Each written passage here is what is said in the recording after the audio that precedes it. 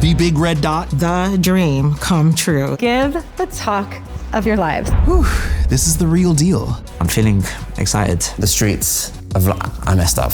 Whew. The way that you said that just is bringing tears to my eyes. Make me cry. Perfect timing, well done. To be declared the winner, that would be the dream. I'm attempting something extraordinary. He struggled. Chemists can be first responders in the fight against extinction. I didn't know it could get better, but I think it just did. You have to try this. I'm gonna kick it. No.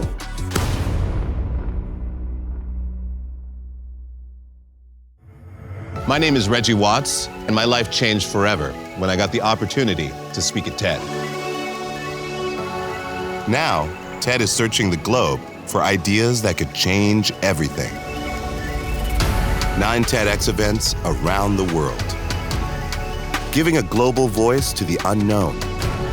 6 minutes that can inspire, motivate, and change their lives forever.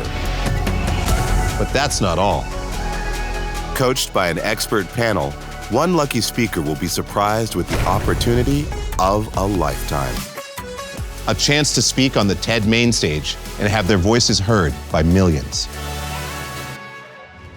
This is the TED Idea Search.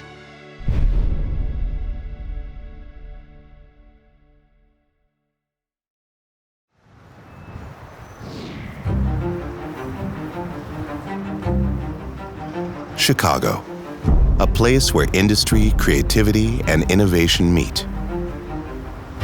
Now we're in the Windy City to see what great ideas have blown in as a crop of fresh new speakers arrive to take the TEDx stage. TED is an incredible platform to reach a very diverse audience of thinkers. My name's Tim Cernak. I'm a professor of medicinal chemistry at the University of Michigan. I'm here to talk about making medicine for endangered species. It's a new field called conservation chemistry. We imagine that we could use chemistry as a conservation tool. The cool thing is that you can make medicines today really, really quickly. I've worked in the pharmaceutical industry for a lot of my career, and now I work in a pharmacy school, and I just can't look around at this biodiversity crisis that we're in right now, looking at all the diseases that are wiping out endangered animals, and we're trying to make medicines to make the situation better. With such great ideas to share and 24 hours till showtime, the panels spend time with the speakers as they rehearse their talks, giving them invaluable coaching and last-minute refinement that could make all the difference.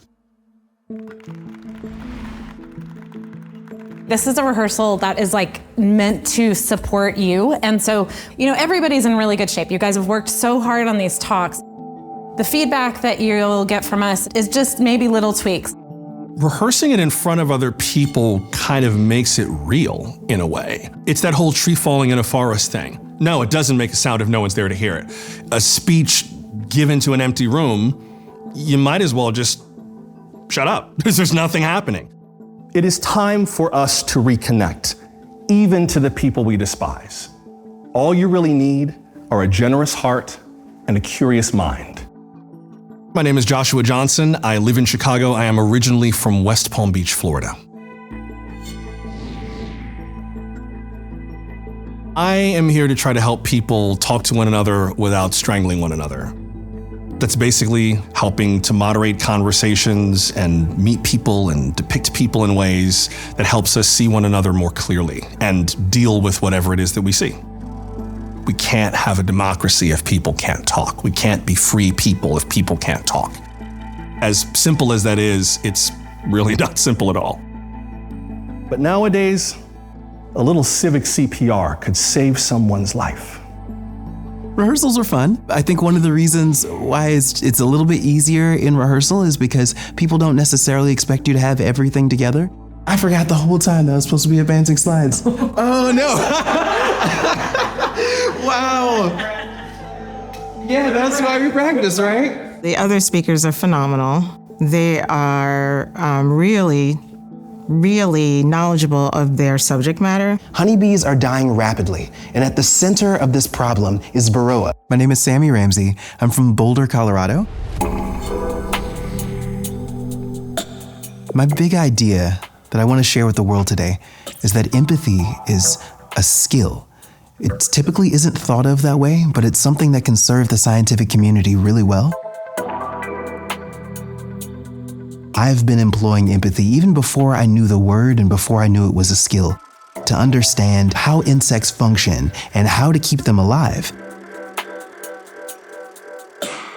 I have seen how empathy can lead us to some really great solutions in science, and I've also seen how it's often ignored and thought of as something that's foreign to being a real researcher. That doesn't serve us well in the long run. I'm realizing that a larger audience could also be served by having this information. And as I can tell you, fear and lack of imagination make for lousy guiding principles in science.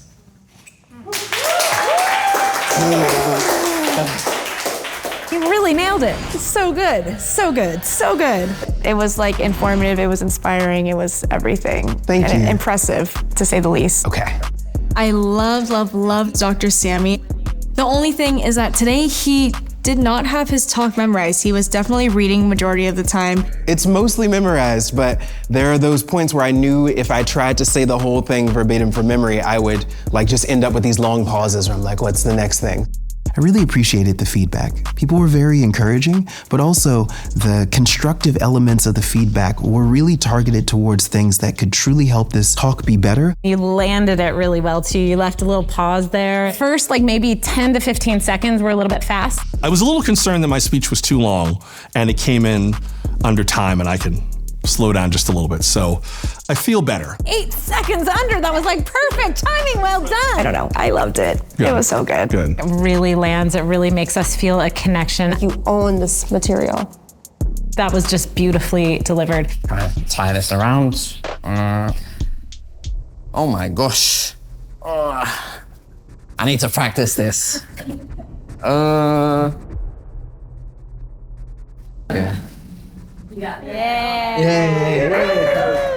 Rehearsals are never perfect. You're never gonna have the perfect talk, and I've learnt a lot.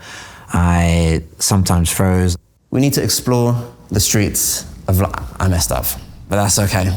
Can I look at the script really quickly? My name is Job, and I am originally from Brazil, and now I live here in Chicago.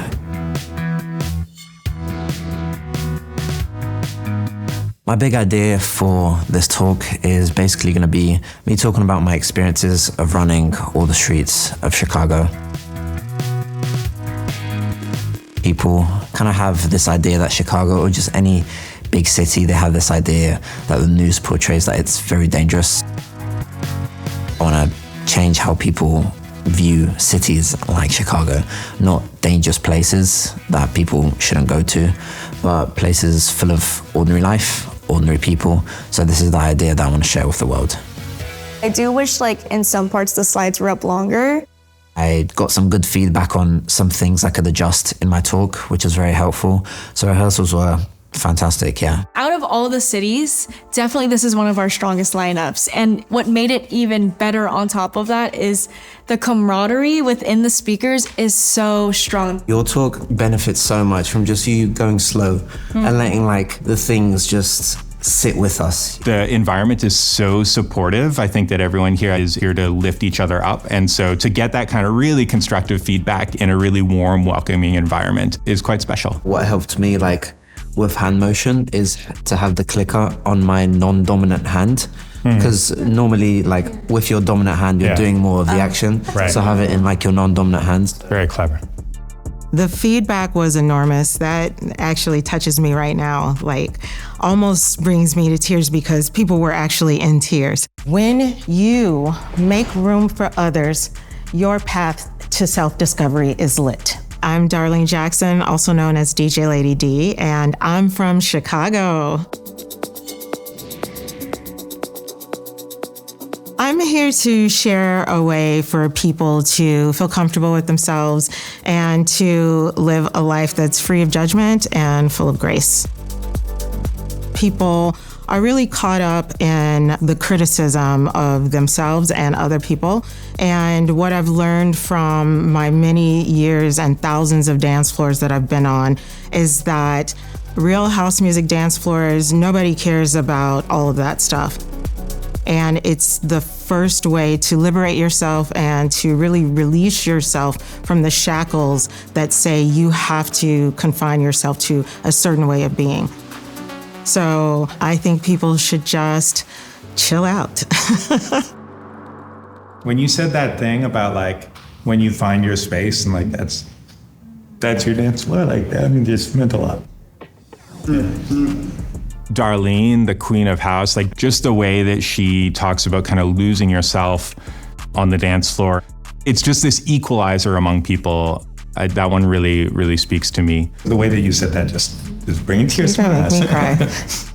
Darlene had an amazing performance in the rehearsal room today. I think everyone really connected with it. There were tears, and also the topic is just really Chicago-based. So I'm hoping that effect is, resonates with the audience tomorrow. It's making me emotional. I want everybody in the world to feel that. For me, I have so many that are kind of even and really up high, and tomorrow whatever happens is gonna push someone over the line. And as we are learning time and time again, anything can happen on the day. Rehearsals, not a predictor of the actual event day. I'm looking forward to rehearsing on the main stage to standing on the big red dot, because that's when I'll know for sure.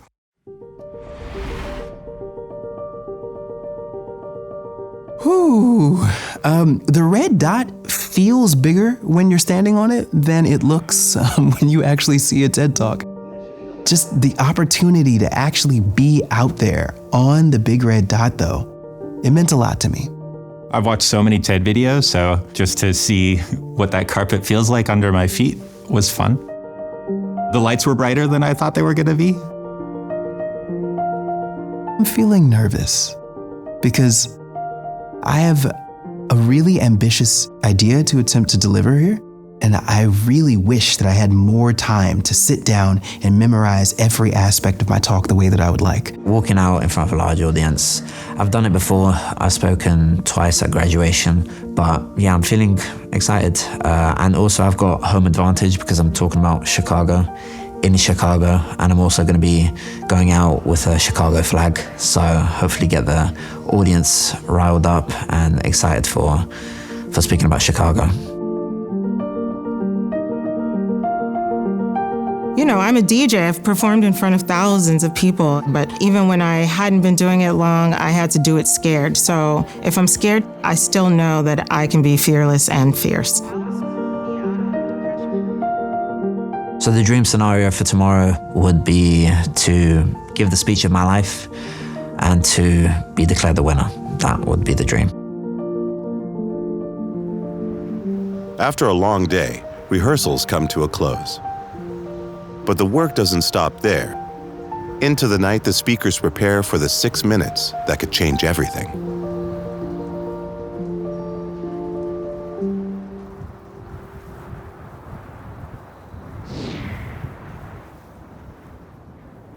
If you're in the room, you are participating, all right? We're gonna get our shoulders all the way up to our ears and inhale.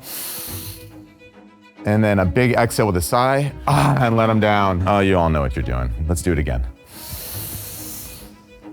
My hope for the day is that I walk out onto that stage and I deliver my thoughts clearly and that it resonates with the audience. Bagada, bagada, bagada. Bagada, bagada, bagada. Dagaba, dagaba, dagaba. Dagaba, dagaba, dagaba. I'm kind of a little bit of a bundle of jitters and nerves right now. Greek grapes. Greek grapes. My anxieties for today are that I trip up and miss a line or two. Greek grapes. Greek grapes. Again, Greek grapes. Greek grapes. Whew, this is the real deal. And I really have to have all of my thoughts composed for this. Exhale, 2, 3, 4, 5, 6, 7, 8. I'm gonna just go out there and have fun, I'm gonna have so much fun. So that's what I'm looking forward to. Like when it's finally over, whoosh, then I'm gonna kick it. You all are so ready. Let us know if you need anything. Let's have a great session. You are superstars.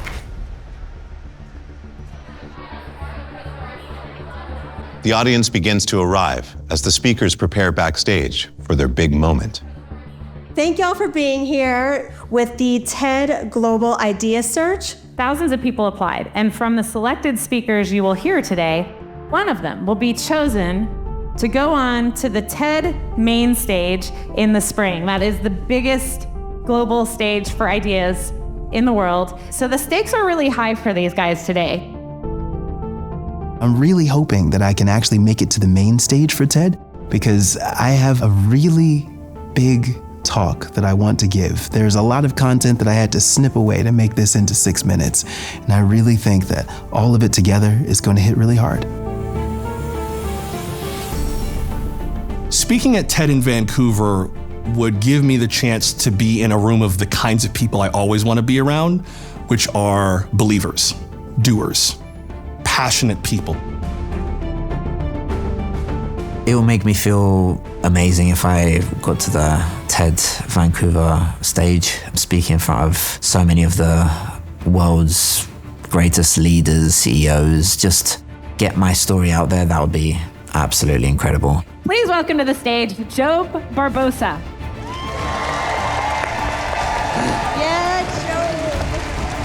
Thank you, my friend. Appreciate it.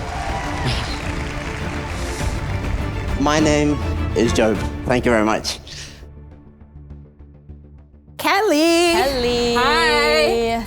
I'm so excited. This room is full. People are excited. Everyone's feeling good. I'm so excited to get started.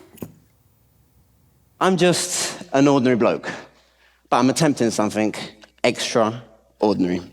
I want to become the first person in history to officially run every single street in the city of Chicago.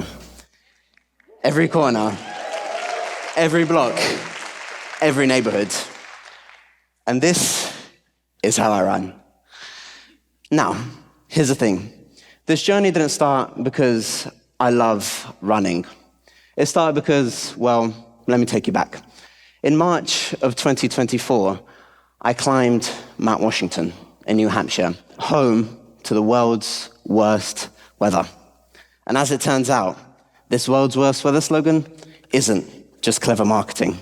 Because on the way down, hurricane force winds threw me onto a rock. I was knocked unconscious, hypothermia set in, frostbite began eating at my skin. Even though I made national headlines for all the wrong reasons, I survived. But recovery wasn't simple. My first lap in the marathon of healing began when doctors told me I needed to get my blood flowing again. So I started running.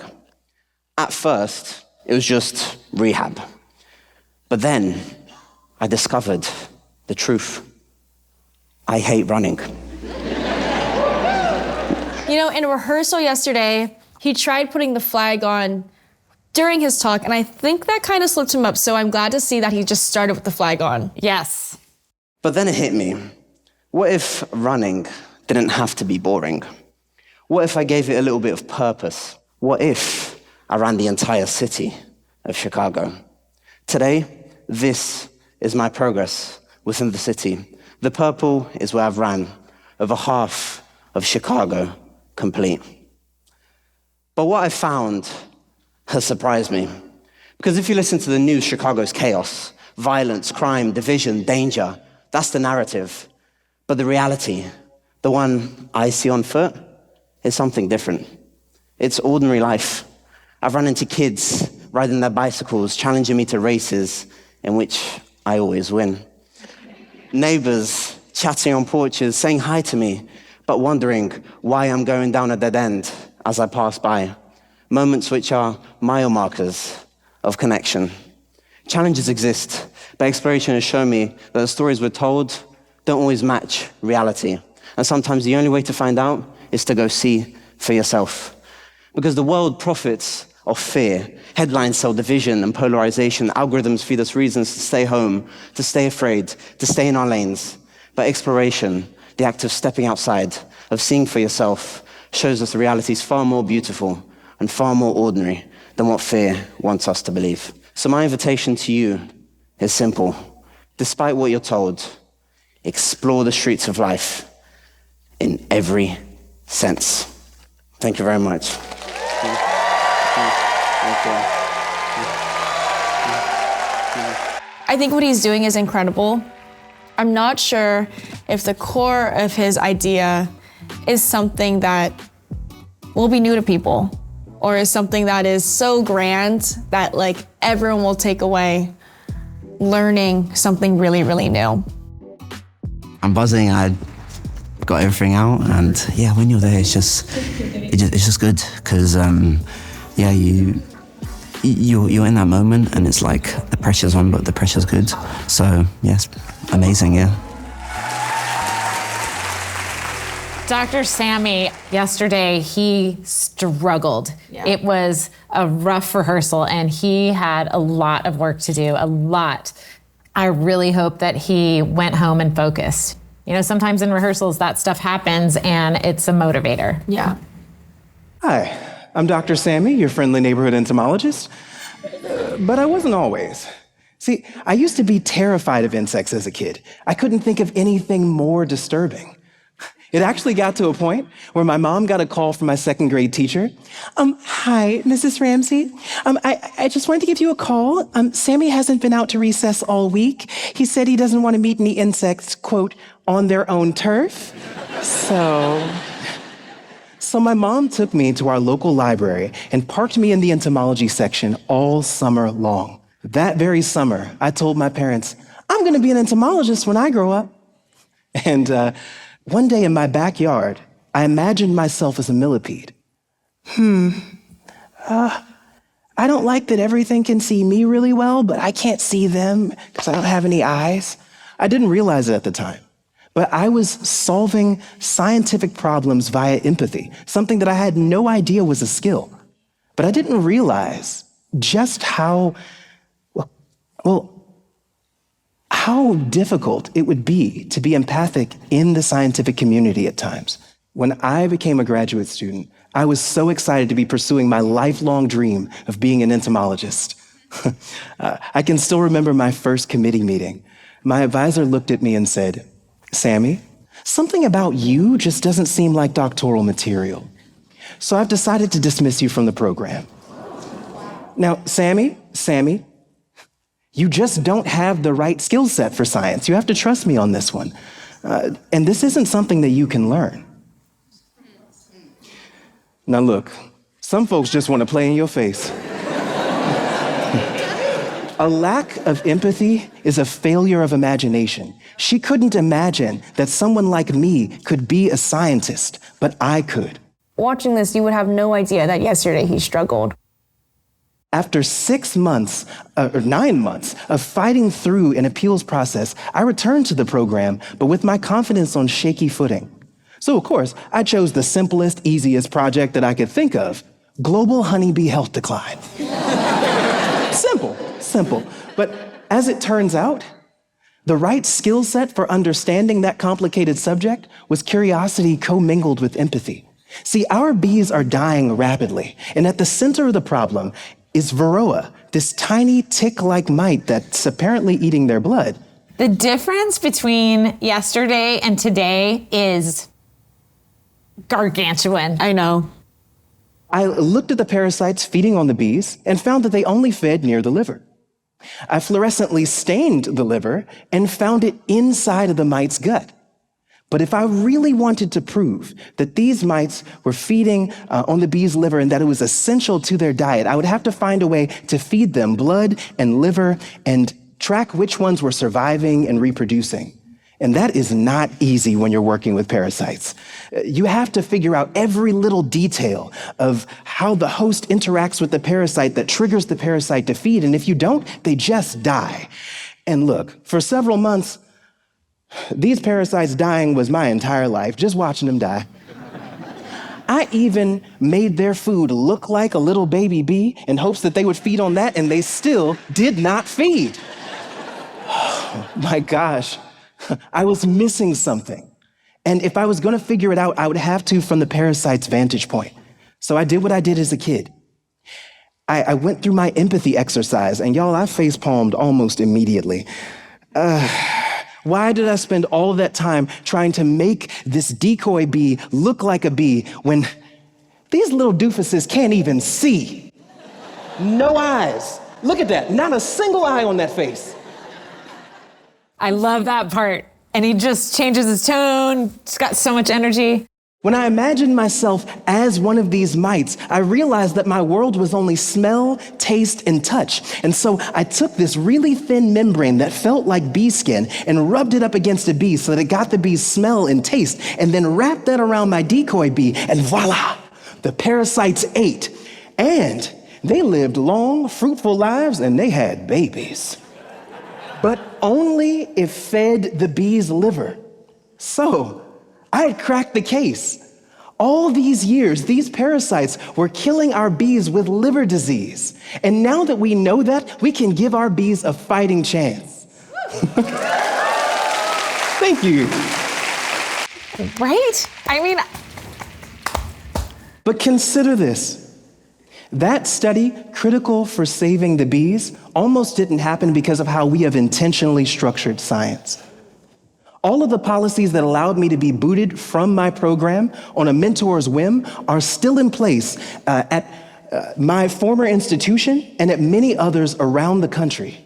This is actually the part where I feel like we're going into another talk maybe, you know? Yeah. Yeah.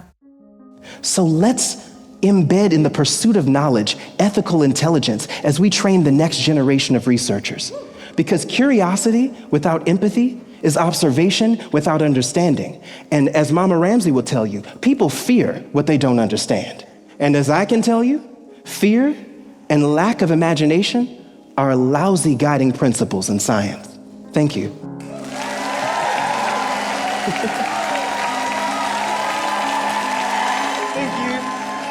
He really, really, really did it. And I am so happy to see it. Yeah. And there's something about seeing someone struggle so much in rehearsal. I just feel so proud for him to have done that. Yes. Oh my gosh, the audience was so kind. I got a standing ovation at the end of that, and I wasn't expecting that. And now I'm just like, yeah, I did it. Please welcome to the stage Joshua Johnson.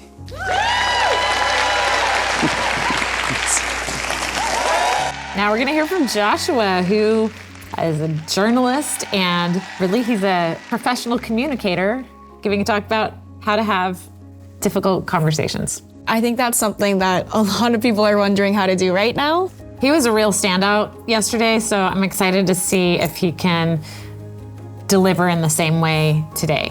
When you have to deal with someone whose views you despise, what principles guide you through that? I had to do that a bunch in my 20 plus years of broadcasting, including 3 years hosting the NPR talk show 1A. Doing that work supercharged my ability to deal with highly problematic people without losing my integrity or missing a chance to connect. Back in 2017, there was a white supremacist march in Charlottesville, Virginia. One of the early episodes of 1A dealt with Confederate Civil War statues, which were a focal point of the marches.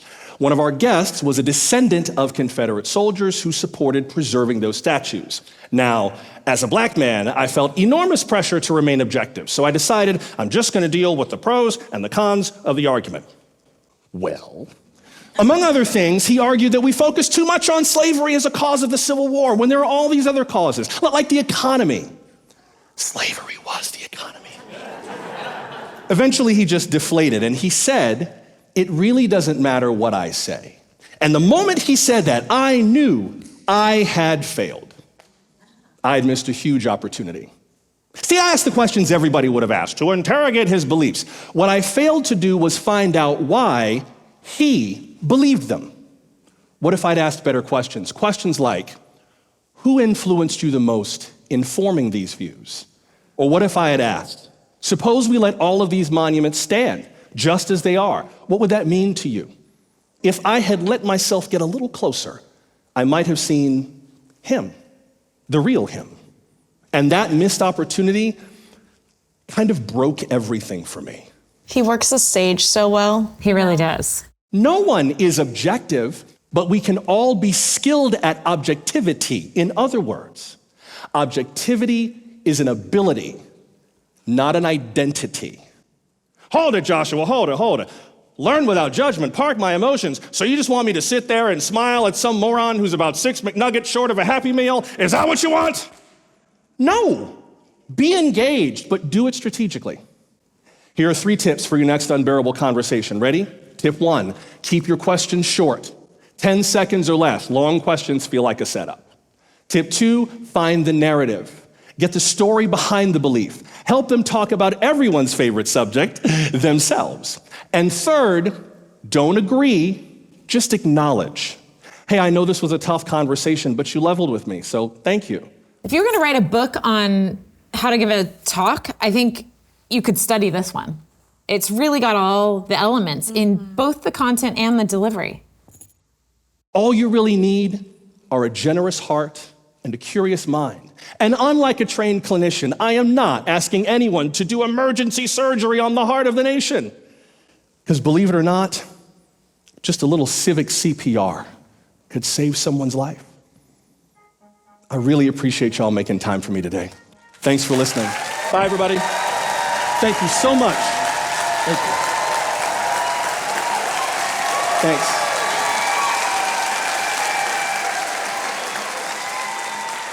He was amazing during rehearsal yesterday. I didn't know it could get better, but I think it just did. He's gonna be tough to beat. I'm glad I did not make eye contact with my parents, because then I would have been like, and in conclusion, and it would have been over with. So wherever they are, I'm glad that they threw a jacket over their heads or something so I couldn't see them.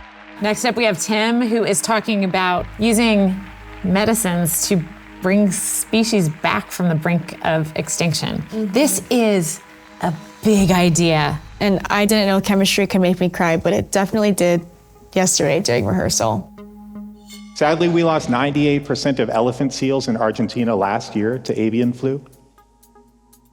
The state tree of Pennsylvania, the majestic hemlock, is in a battle against an invasive insect and it's not winning. The greatest pandemic this planet has ever known is a fungal infection called chytrid. It has driven the extinction of hundreds of amphibians already. I'm a chemist who has dedicated my life to improving health, and I cannot look away from these diseases. I needed to do something about it. When I met Pebbles, the Gila monster, she had already lost 30% of her body weight. She was infected with a parasite called Cryptosporidium, and for a reptile, crypto is basically a death sentence. There's no treatment. And yet, you know those diabetes and obesity drugs you keep hearing about in the news? The first one came from the saliva of a Gila monster. How is it that we built a multi-billion-dollar pharmaceutical empire on the biology of this animal, but for Pebbles, there was nothing? My lab hopped into action, and from the Creature Conservancy, a wildlife rescue center that cares for Pebbles, we received a very generous gift of Gila monster poop. Poop jokes, always a favorite. And from it, extracted the parasite that I show here. This is the first electron micrograph of Cryptosporidium varanii. You cannot kill this parasite with bleach. My lab built an AI agent that could hunt through the entire medicinal literature, trying to find a molecule that might be relevant to this situation. And the one that popped out was called pyromomycin. In the lab, we mixed this chemical with the parasite in a test tube and obtained this image. And as you can see, we have abused this bug. Its protective layer is dissolving, its insides are exploding. Within days, the Creature Conservancy started Pebbles on a treatment of pyromomycin. And I'm very happy to report that following the treatment, she tested negative for the disease. She stopped regurgitating her food and regained her appetite and vigor, and has since put on most of the body weight she lost. Thank you. He's giving the real science while also making it accessible and easy for the audience to understand, which I think is a real challenge that people struggle with. Chemists can be first responders in the fight against extinction.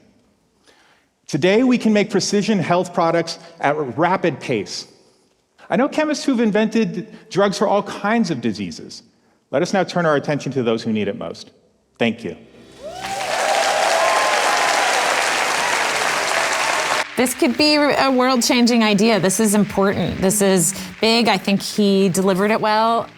I am left wondering a little bit, was the whole talk clear enough? Yeah. The audience is so supportive, and I feel like I was remembering all the tips that I had along the way. I had the clicker in the wrong hand, but it was cool.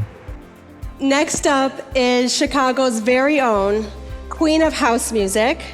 And for those of you that don't know this, Chicago is the proud birthplace of house music. All right, yes. Now we're gonna hear from Darlene, who is a legend in Chicago. And wow, I mean, yesterday in rehearsal, right? She was. Oh my gosh. I loved Lady D yesterday. I mean, she had everyone crying in the room. She had our chemist Tim crying. Like, it's hard for me to imagine not for people to be moved today. I really came away yesterday from the rehearsal feeling like I had really learned a lot from Darlene.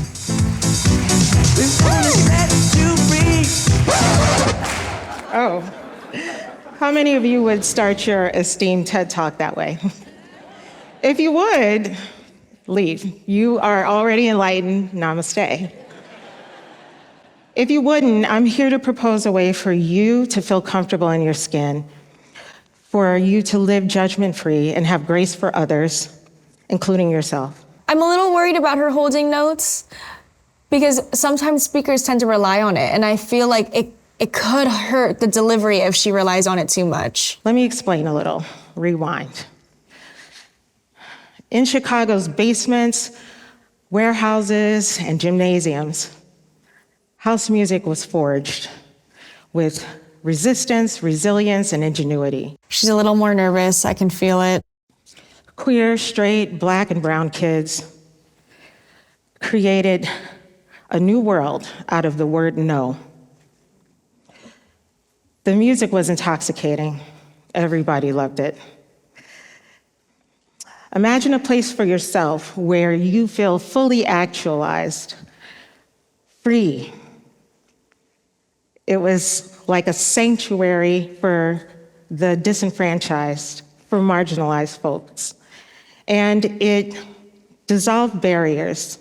And so if you have a place where you have ever felt the safest and most trusted, that's your dance floor, okay? If you've ever had a space like that, hold it up here.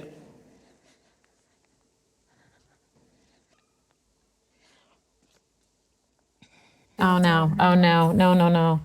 Oh, Darlene. Part of me wants to think that like she's just so passionate about this that it's almost hard for her to talk about it out loud. It was the feeling of seeing my name on that first flyer with my first DJ gig that I knew that I had inherited real power and responsibility.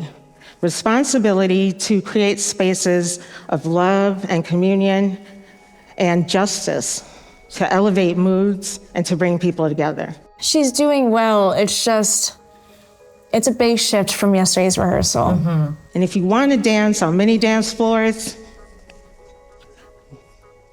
literal or metaphorical, you have got to make space, come without judgment, and teach someone your dance. This completes the cycle. Give the next generation the tools to find their own rhythm. Long live your dance floors. That's it.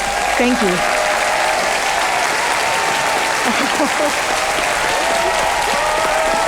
The competition today is so high. I mean, I just think like it is a shame and it's just hard, but you know, you've got to really deliver the best version of your talk, and Darlene didn't quite get there today. Yeah, and it doesn't help that this pool of speakers is so strong. Sure.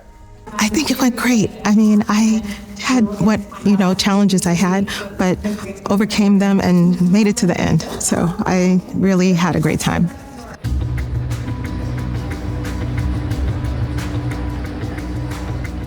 With the talks drawing to a close, it's time for the audience to reflect on which speaker has left the largest impact. It was absolutely amazing. I don't think I've been that encaptured for an hour and a half straight in a really long time. I loved it. I felt genuinely inspired. I had full body goosebumps after every single one. They were all really good. I would have to say my favorite would be Joshua.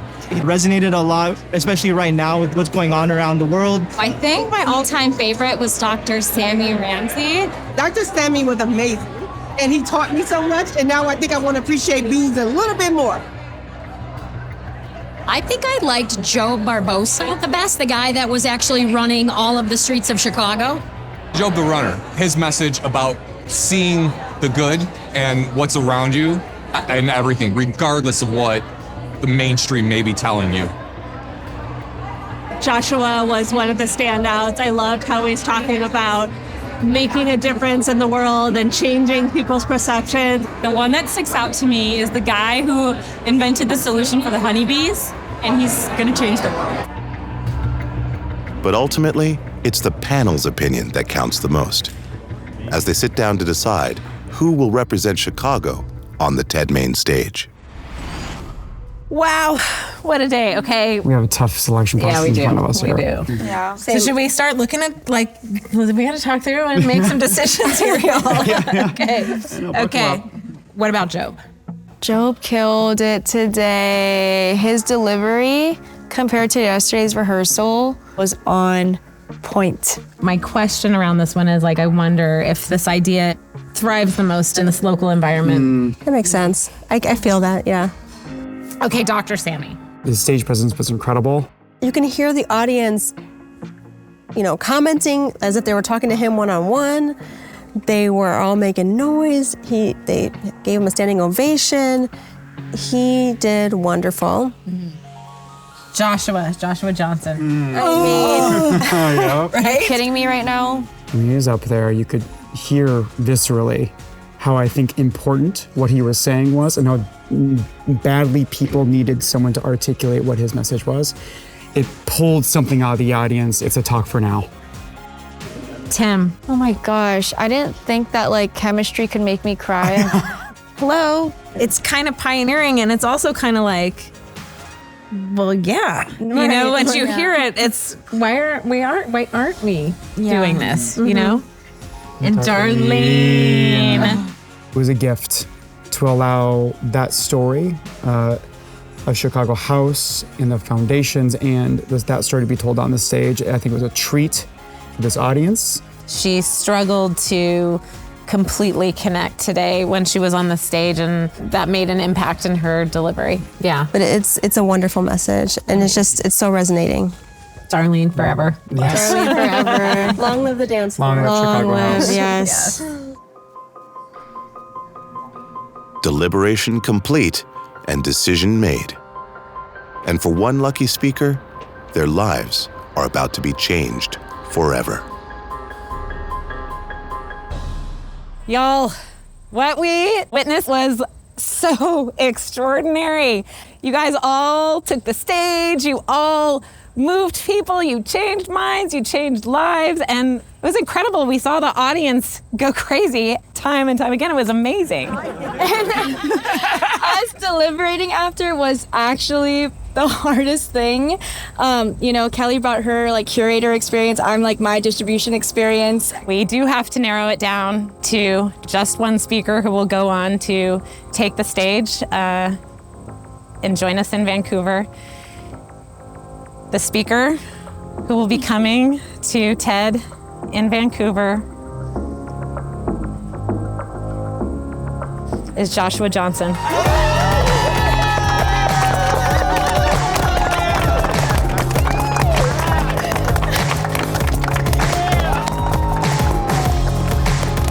I am lost for words. It's humbling. It's amazing. I'm not going to do my happy hallelujah dance right now. These are new clothes. But soon as these cameras are off, don't think we are in church. It's going to be a good day.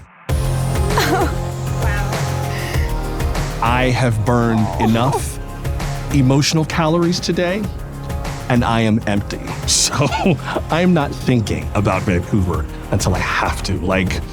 I'm going to go live, and I'm going to just sort of Vancouver will come to me when it's time. But right now, I'm gonna go sit somewhere, play Helldivers 2, order a big pizza, and go to the gym. And try to act like nothing happened today.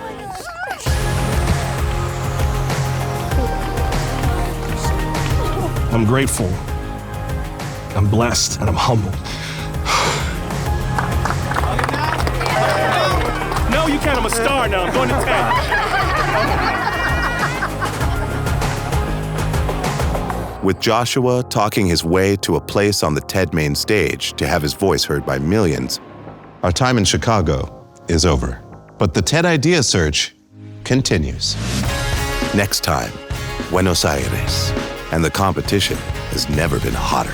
The adrenaline is so high. Getting within 6 minutes, that is a big challenge. Democracy needs disagreement. I'm heartbroken about this for him. It's the things we call brain rot, right? Viral material. Your eyes are on fire. This is it.